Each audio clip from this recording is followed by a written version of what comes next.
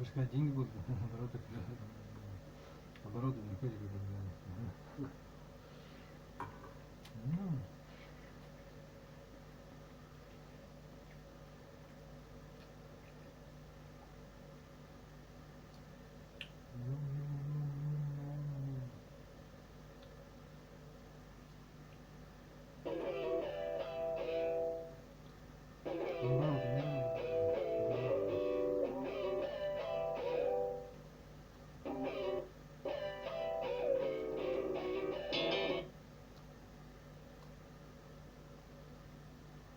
Приветствую всех слушателей подкаста. Сегодня у нас в гостях Михаил Катиков.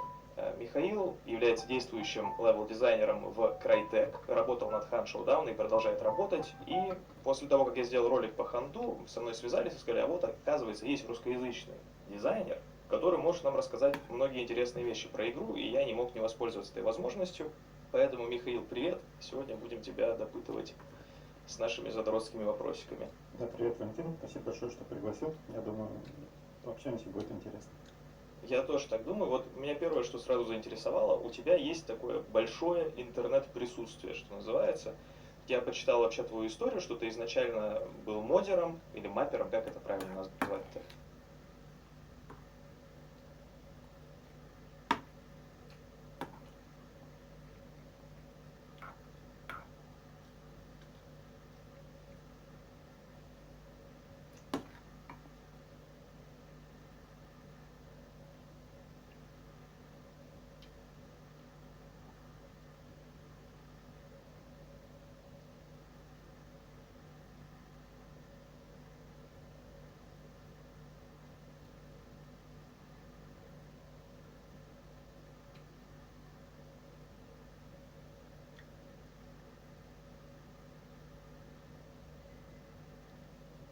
Нормально играет, значит, все.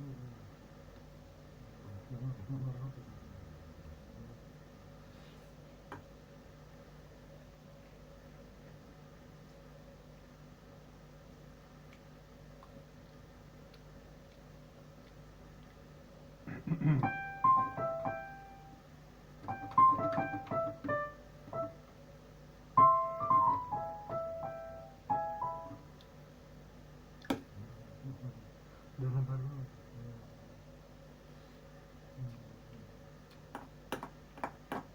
Да.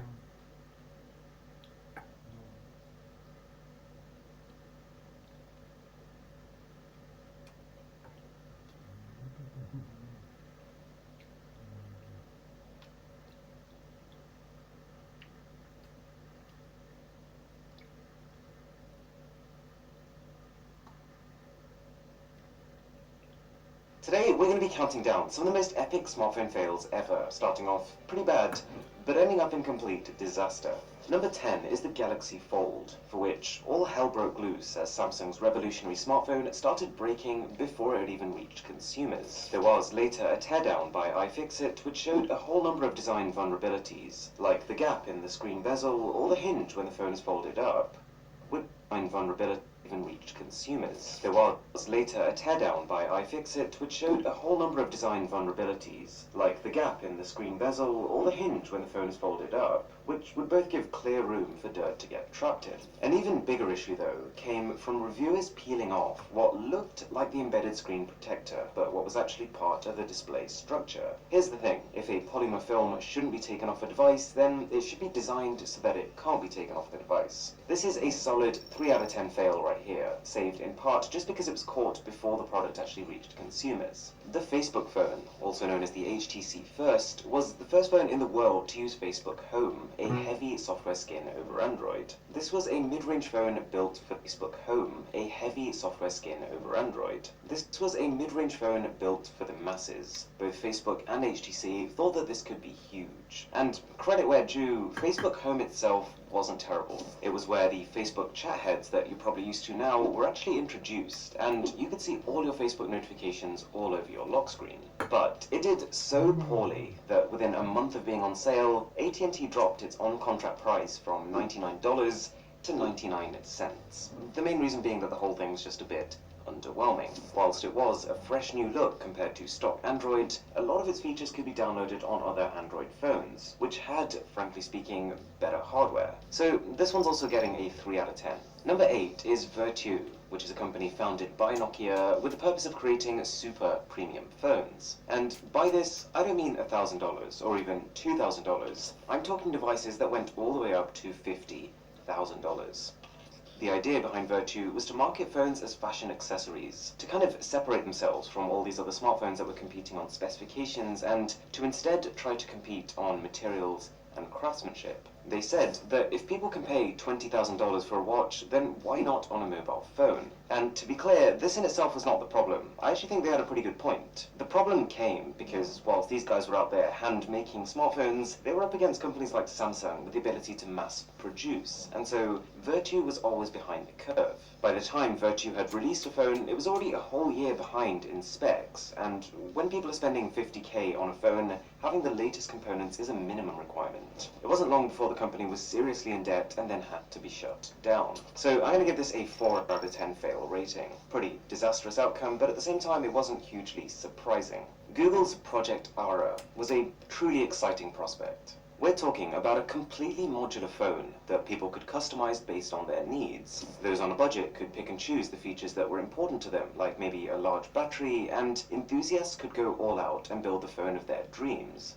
Plus, it would massively reduce the cost of upgrading. Instead of swapping your whole phone out, you could literally just swap the parts you wanted to change. And there's also an environmental benefit, as fewer devices would then be thrown away. So this kind of sounds amazing, but there were just too many problems with it. The main one boiling down to complexity. Imagine this. Google is offering people essentially a frame on top of which consumers can pick and choose the parts that they want. And that part's fine, but what if different consumers want different sized phones? Does Google then offer 5 different sizes of frames and then separate sized versions of every single component to go with them? You've also got to bear in mind that because this frame has got to be both future-proofed and at least able to support high-end components, if you were out there just trying to build a cheap phone, then chances are the body itself would end up costing just as much, if not more, as the rest of your components. So Project Ara is also getting a 4 out of 10. It's a pretty big fail, but at the same time, it started and ended as a dream. There was never really a final product announced. Number 6 is from Microsoft, who invested about 2 years and $1 billion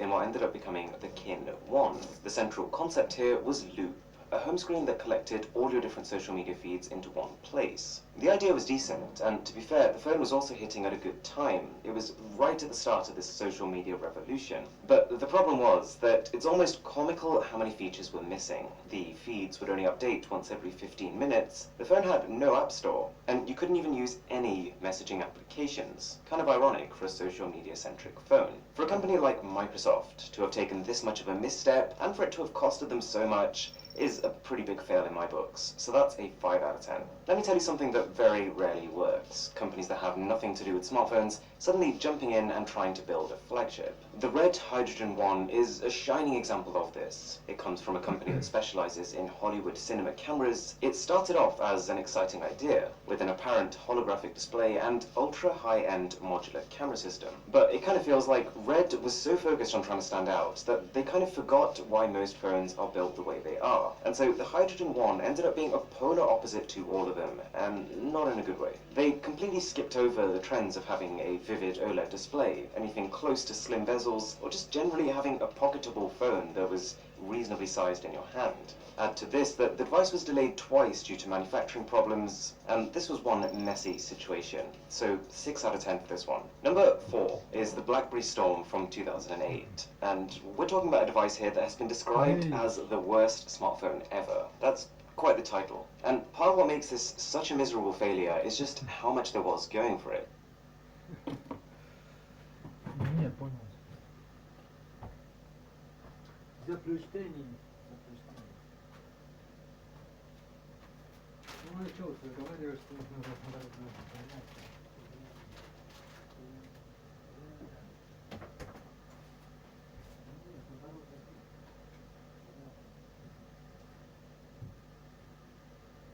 Как вы можете меня остановить?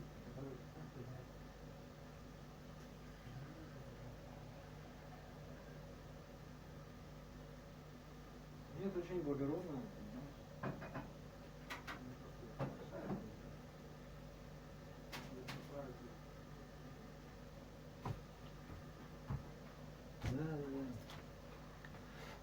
Ну вот наоборот, да, так зайди и возьми себе его.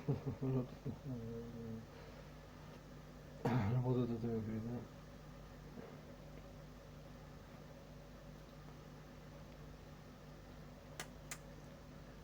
Какую работу ты о чем вообще говоришь? Нет, ну возьми его себе, да. Вот, да, он себе только да.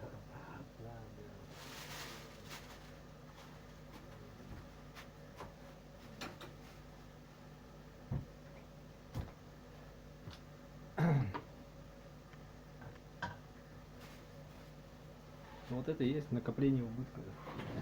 Да, я говорю, да, понимаю, да, понимаю.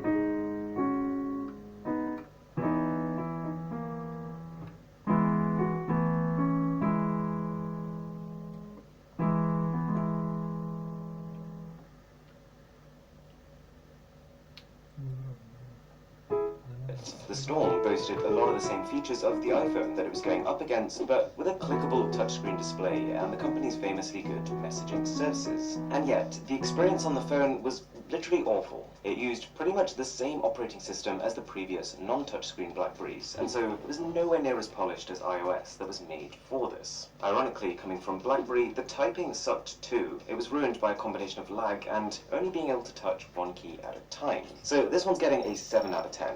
In my opinion, definitely a key factor in the fall of BlackBerry. Number 3, and you might be wondering, how on earth can you get worse than the worst smartphone ever? Well, welcome to the freedom to this. Ironically, experience on the phone display and the company's famously good messaging services. And yet, the experience on the phone was literally awful. It used pretty much the same operating system as the previous non-touchscreen BlackBerries, and so it was nowhere near as polished as iOS that was made for this. Ironically, coming from BlackBerry, the typing sucked too. It was ruined by a combination of lag and only being able to touch one key at a time. So this one's getting a 7 out of 10. In my opinion, definitely a key factor in the fall of BlackBerry. Number 3, and you might be wondering, how on earth can you get worse than the worst smartphone ever? Well, welcome to the Freedom 251, a smartphone by the company ringing bells, which went on sale in India for around $4. You read that right, $4, the price of a cup of coffee for me, around $5.1, a smartphone by the company ringing ever. Well, welcome to the Freedom 251. How on earth can you get worse than the worst smartphone ever? Well, welcome to the Freedom 251. Can you get worse than the worst smartphone ever? Well, welcome to the Freedom 251, a smartphone by the company ringing bells, which went on sale in India for around $4. You read that right, $4, the price of a cup of coffee for many people. As you might have guessed then, this thing pretty much destroyed the internet for a bit, raking in almost 50 million pre-registrations in the first week. I'm pretty sure that's some sort of record, but how many of those 50 million actually ended up getting delivered? Well, from the reports, it's looking somewhere between 65,000 and 5,000. And then, because the managing director wasn't fulfilling his orders, had declined to offer a refund, and more importantly, somewhere between 65,000 actually ended up getting delivered. Well, from the report, but 50 million pre-registrations in the first week. I'm pretty sure that's some sort of record, but as you might have guessed that, you read that right, $4, the price of a cup of coffee for many people. As you might have guessed then, this thing pretty much destroyed the internet for a bit, raking in almost 50 million pre-registrations in the first week. I'm pretty sure that's some sort of record, but how many of those 50 million actually ended up getting delivered? Well, from the reports, it's looking somewhere between 65,000 and 5,000. And then, because the managing director wasn't fulfilling his orders, had declined to offer a refund, and more importantly, threatened to kill one of his customers, he was then arrested. But he's out again now, and he's trying to convince the government to subsidize the phone. What he's saying is that the whole of India would be better off if everyone had a Freedom phone. And so the government should be covering some of the cost so that Indians can still buy it at an affordable price. The whole thing is an absolute mess. I'm giving this an 8 out of 10. Next up is iPhone 6 Bendgate, and if you didn't know, essentially the iPhone 6, and especially the 6 Plus, were just not as resistant to bending as they should have been. There was a particular point in the chassis on which, if pressure was applied, the device would deform. On one hand, this was blown out of proportion, as it only really affected people who A, didn't have a case, and B, were pretty careless with their device. But on the other hand, it almost didn't matter. There was an issue, and because everyone likes to make fun of Apple, what started off as a forum post on Mac Rumors became a viral YouTube video, a joke from other brands, and then just a straight-up meme. It even resulted in Apple's share price falling, so this one is easily an 8 out of 10 fail. But the reigning champion is still the Galaxy Note 7. If you didn't know, a number of battery issues led the Note 7s to be, let's say, more prone to exploding than they should have been. But that's not even the worst bit. Phones exploded, they were recalled, remanufactured, and then started exploding again. And even though this was a much easier mistake to make than what happened with the Freedom phone, which was pretty much fraud, Samsung has more to lose than ringing bells, and so the impact was larger.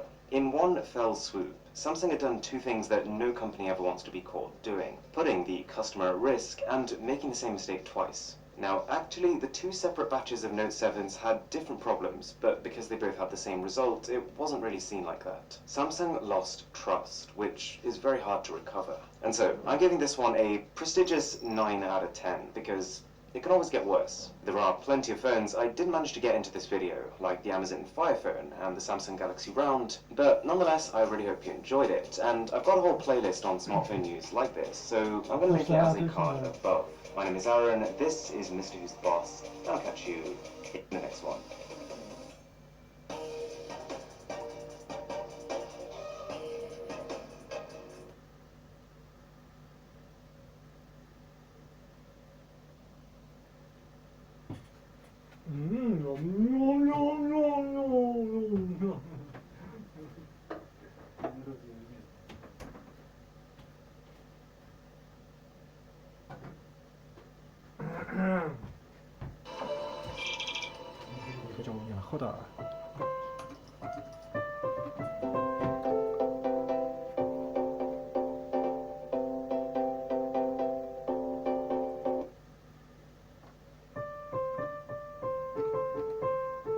Okay, I really don't like calling out other people, but this has gotten bad. Fake tech reviewers. To which you might be thinking, what does that even mean? So when a company launches a new tech product, let's say a smartphone, there is almost always, let's say 80% of the time, something called an embargo period, where the company is basically saying to the media, okay, on our launch day, you can make a video about our phone, but you can only make a video about our phone if it's a first impressions video. And if these reviewers then wanted to make anything more detailed than that, like a full review or a camera comparison, then they have to wait till the embargo date to do it, which is usually something like 2 weeks after launch. And this is the reason why it seems like for a lot of products, every reviewer if these reviewers then wanted to make anything more detailed video about our phone if it's a first impressions video. And if these reviewers then wanted to make anything more detailed than that, like a full review or a camera comparison, then they have to wait till the embargo date to do it, which is usually something like 2 weeks after launch. And this is the reason why it seems like for a lot of products, every reviewer literally drops their reviews at the exact same minute. It's not telepathic communication, it's just that's when the embargo lifts. Now, to be honest, I think the whole thing is kind of a bit cheeky, because it means that A, the company is almost telling reviewers what they can and can't talk about for their first videos, and so those first videos are generally positive, but also B, it kind of forces the media to give them two separate waves of coverage. But that's not really the point of the video. The point of this video is that this whole embargo situation creates an opportunity. In that 2-week window between when a phone is announced and when all the proper reviews come out, YouTube becomes full of fake reviews. Literally entire 10-minute videos of people pretending they have the phone and making fake content about it. The videos come out, YouTube becomes full of fake reviews. Literally entire 10-minute videos of people pretending they have the phone and making fake content about it. Like, take a look at this. A Google Pixel 5 hands-on camera review. Okay, well, that sounds pretty respectable, except this video is none of those three things. You never see the phone. It's like the exact opposite of a hands-on. It's not a camera review because, well, aside from the fact that not a single word is spoken, it's a slideshow. And it's definitely definitely not about a Google Pixel 5. Like, aside from the fact that it's already unlikely that someone outside of the media and outside Google actually had this phone on launch, if you look a little closer you realize that these photos are taken in at least 3 different countries. Now, would a person who just received a world-exclusive opportunity to test a phone before anyone else really think to themselves, you know what I'm going to do? I'm going to take a world trip just for some shop variety? Well, this person clearly cares about the quality of their videos, so not to mention that these photos look, you know what I'm going to do? I'm going to take a world trip just for some shop variety. Well, this person clearly cares about the quality of their videos, so not to mention that these photos look nothing like each other. The quality, the aspect ratios, the color processing literally changes between each one. It almost looks like the person who made this just Googled the word photo and then took the first 15 results and dropped them into a YouTube video. Okay, what about this one?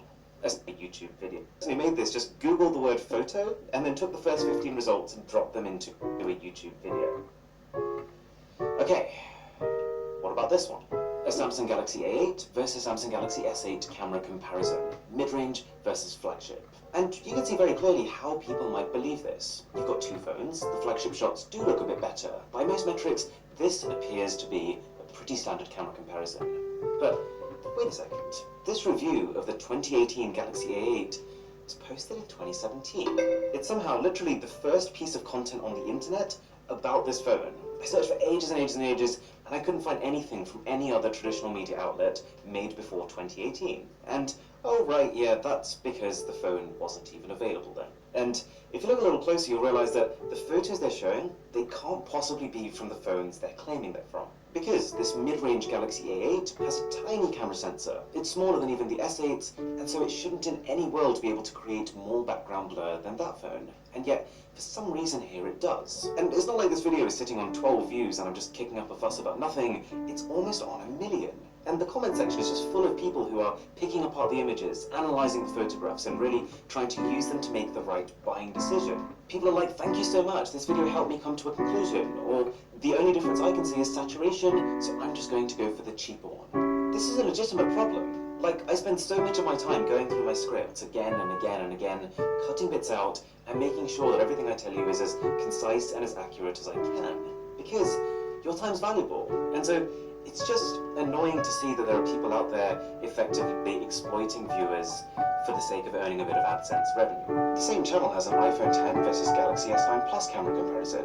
Again though, what are the chances that this person A, received a Galaxy S9 on launch day itself, B, they had one and managed to somehow slip through the whole review embargo fiasco, and C, managed to do all that, set it up, film a camera comparison, edit it, and post it the same day? Everybody loses from this situation.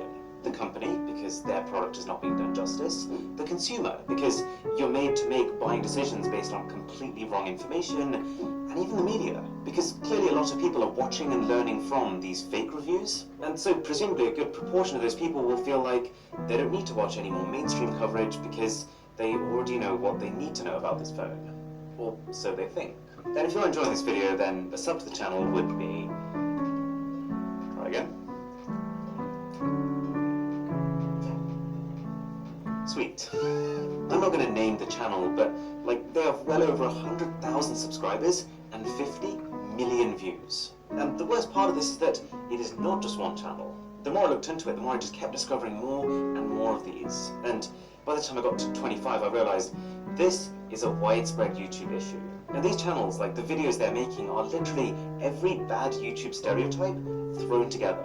Like, take a look at these thumbnails. Not only are pretty much none of them actually taken on a phone at all, let alone these specific phones that they're claiming they're taken on, but also they almost without fail are using either some sort of European model to try and get more clicks, or failing that, YouTubers. I feel like I've seen just about every tech YouTuber's face in the last 2 days, all on videos, YouTube, let alone...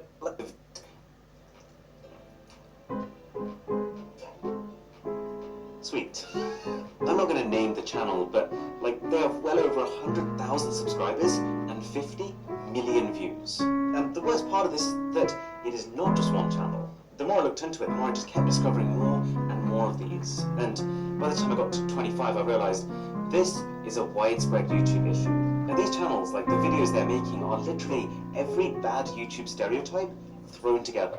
Like, take a look at these thumbnails. Not only are pretty much none of them actually taken on a phone at all, let alone these specific phones that they're claiming they're taken on, but also they almost without fail are using either some sort of European model to try and get more clicks, or failing that, YouTubers. I feel like I've seen just about every tech YouTuber's face in the last 2 days, all on videos that don't belong to them. I even found me a few times, which is really weird to see, because they've actually edited my thumbnail in a semi-convincing way that kind of looks like I know what it but genuine. I can also spin 30 times and still get a sharp result, except... But long term, this is not the way to succeed on the platform. The content has to be genuine. I can also see the funny side to this. I watched a supposed Huawei zoom test where they showed how the Huawei can zoom in 30 times and still get a sharp result, except, bro, you literally just zoomed in 2 times. Just look at this. This is 1 times. This is apparently 30 times. 1 times, 30 times. I give up. It's actually not even just camera test though. Like, the more I looked into it, the more I realized that for pretty much everything that can be faked, there will be fakes out there. Like the other day I was actually doing some research on this new Xiaomi Mi 11 that's just been announced, because it looks like a monster of a phone. So I was kind of excited to see that one of the first things that popped up was a gaming test. Great, that's going to be amazing to see. But the only time you actually see the phone is in the thumbnail. And as you probably know by now, thumbnails are very easy to manipulate. I'm telling you now that no matter what this title says it is, this is not Xiaomi Mi 11 gameplay. If I'm wrong about this, I will literally give every single person watching this video a Xiaomi Mi 11 to themselves.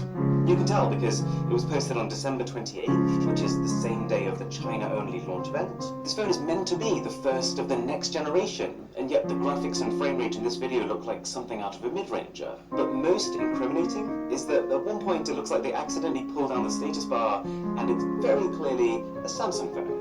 Or there was one here which claimed to be the first video to test the next-gen Snapdragon 888 chipset. Well, aside from the fact that, again, the first Snapdragon 888 phone wasn't even released at this point, if you scroll down to the comments, this person is claiming that the chip has an Antutu benchmark score of 850,000, as if there's some sort of insider leaking information, but it doesn't. It's not even close to that. Anyways, the point of this video is not to go start leaving hate comments in these videos. No, please don't do that. It's just for you. It's just for you if you're trying to make a purchase decision and you just so happen to find yourself on one of these videos. So I'm just going to leave you a couple of things to look out for. One, if